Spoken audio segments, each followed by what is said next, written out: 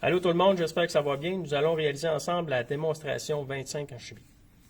Pour ce faire, on a besoin de deux réactifs, bicarbonate de sodium, déjà pesé 21 grammes, et du vinaigre, là, acide acétique à 5 150 ml. Une bouteille, on aura besoin aussi d'indicateur universel. Bon, ça ici, l'indicateur universel, ne sera pas utilisé comme réactif. Il va être utilisé pour suivre l'évolution de la réaction. Donc, va changer de couleur en fonction de l'évolution de la réaction, si on peut dire. Ici, une charte des couleurs, l'indicateur universel, qui va nous permettre d'identifier le pH de la réaction. On commence tout de suite. On va ajouter 1,5 ml d'indicateur universel dans le 150 ml de vinaigre. Bon, ici, il y a une chose que j'ai oubliée qui est important, c'est qu'avant de suivre cette démonstration-là, ben, ça serait important que vous ayez répondu aux questions 1 à 5 sur la définition nécessaire à la compréhension de cette démonstration. Ensuite, qu'est-ce qu'on fait avec ça? Ben, regardez ici, là, on voit bien là, le vinaigre, hein? On savait que c'était un milieu acide. Donc, on est vraiment là, regardez, je ne peux pas vous dire vraiment le pH précis, mais on se situe là entre le 2 et 4, si on pourrait dire. On y va. On dépose le bicarbonate de sodium dans la bouteille. Je vais faire attention de ne pas y aller là, trop vite parce que si ça fait une trop grosse effervescence, ça va sortir de la bouteille et je vais faire plein de dégâts. Fait qu'on ira en 2-3 étapes.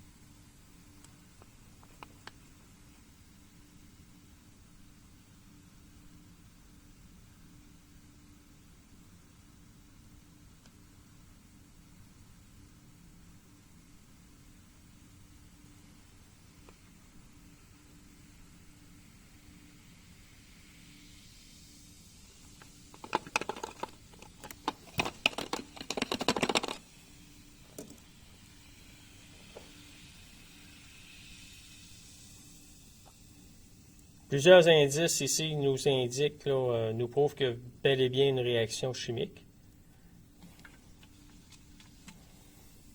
Changement de couleur, entre autres. On a disparition graduelle du réactif, là, le bicarbonate de sodium. Il en reste encore un petit peu. Bon, vous aviez aussi l'effervescence, production du gaz CO2.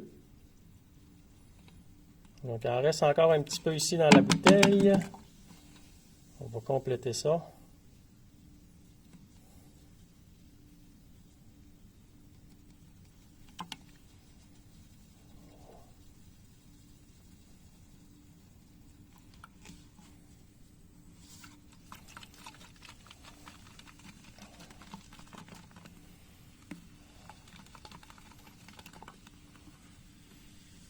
Donc, il y a encore production un peu de CO2, mais ça ralentit de beaucoup.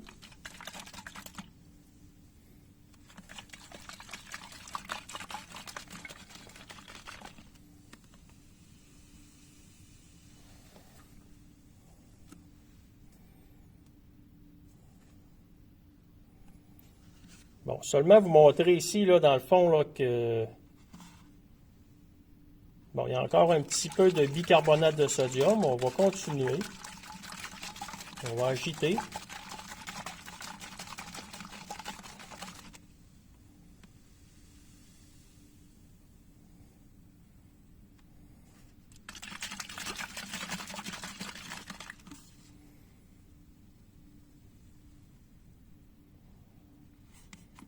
Je crois que c'est terminé. Donc, si on regarde dans le fond de la bouteille, le bicarbonate de sodium, encore un petit peu.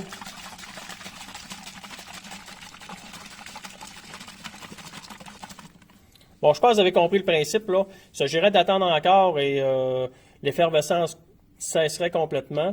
On n'a plus de bicarbonate de sodium dans le fond de la bouteille. Il a tout réagi. Oh, encore un petit peu ici, là. Voilà, c'est fait. Donc, la couleur finale, une couleur verte. Bon, verte, vert lime, si on pourrait dire, là, si on ramène la charte des couleurs. Ici, si on aurait à évaluer le pH de la solution, bon, on pourrait dire là, que c'est autour du pH 7, là, le fameux vert lime. Ça va? Maintenant, on va pouvoir passer à la partie 2. Pour la partie 2, nous allons refaire pas mal la même expérience, en fond, les mêmes manipulations. Mais on va ajouter un accessoire, la capsule de la bouteille. Donc, on va mélanger à nouveau les réactifs. Ensuite, ben, on se dépêchera de fermer la bouteille. Puis, on observera qu'est-ce qui va se produire. Encore une fois, l'ajout de 1,5 ml d'indicateur universel.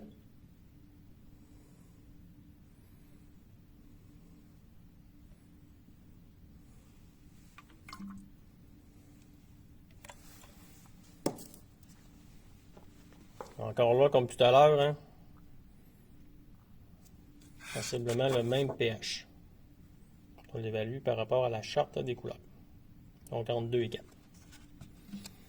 Maintenant, ici, le tour de force, ce sera d'insérer le bicarbonate de sodium sans que la réaction ne démarre tout de suite.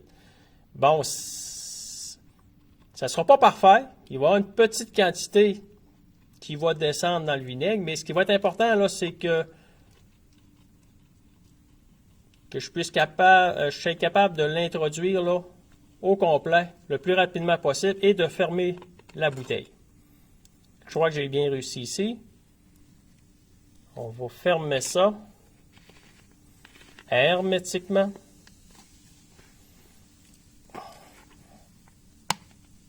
Donc, je m'assure là, de bien serrer. Et ensuite, on va mettre en contact les deux réactifs.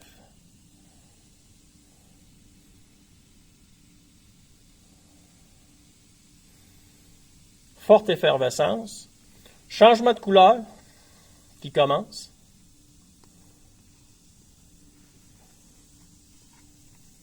Donc, je peux brasser un petit peu, là. La bouteille est capable d'endurer de forte pression.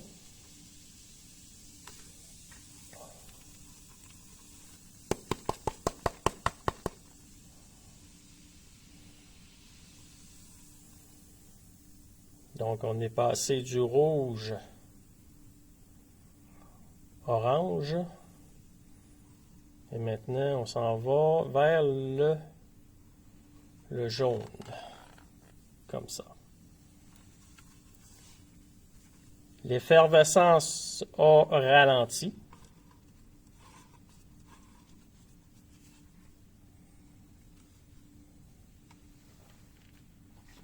Il y a encore quelques bulles.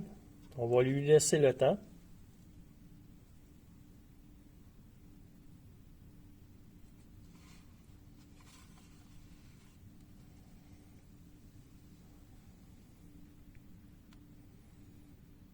Donc, je crois que ça a cessé pour l'effervescence. Ce qui est important de constater, bon, évidemment, la couleur jaune. Un résidu ici de bicarbonate de sodium qui n'a pas réagi. Donc, il y en a ici, il y en a là aussi, il y en a complètement sur l'autre bouteille. On le voit tomber même. Et si je le dépose ici, que je le laisse tranquille, qu'est-ce que je peux observer? Ben, les propriétés, comme la couleur, la pression à l'intérieur de la bouteille. Si j'avais un capteur de pression, bien, je me rendrai compte que la pression n'évolue plus, demeure constante. Vous avez également d'autres propriétés. Bien, vous avez une petite quantité encore de réactif, bicarbonate de sodium, qui demeure dans le fond de la bouteille. La température, bon, si j'avais mis un thermomètre là-dedans, je me rendrais compte qu'elle demeure constante. Et ça, c'est toutes des propriétés là, macroscopiques. Là. Ça, c'est à l'œil nu qu'on est capable de voir qu'elle se stabilise. Ici, vous allez avoir des questions dans le cahier de laboratoire qui vont vous demander, là, bon, est-ce que les trois conditions sont rencontrées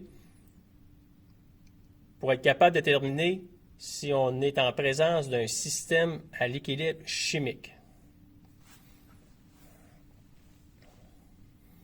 Donc, je vous le montre pour une dernière fois. Couleur qui est stabilisée à la couleur jaune. Donc, si on regarde la charte des couleurs ici, couleur jaune, bon, c'est autour du pH 6. Puis ça évolue plus, là. Ça reste comme ça. Si je le laisse comme ça pour les mois à venir, les années à venir, tant que je n'ouvre pas le bouchon, on va rester avec cette couleur-là. On va rester aussi avec le dépôt du bicarbonate de sodium qui n'a pas réagi au complet. Vous allez demeurer avec la même pression, la température, etc. Je pense que vous avez compris le principe. Dernière manipulation que je vais faire. On va ouvrir la capsule. Bon, je pense que vous vous doutez pas mal qu'est-ce qui va se produire. Fait qu'on y va.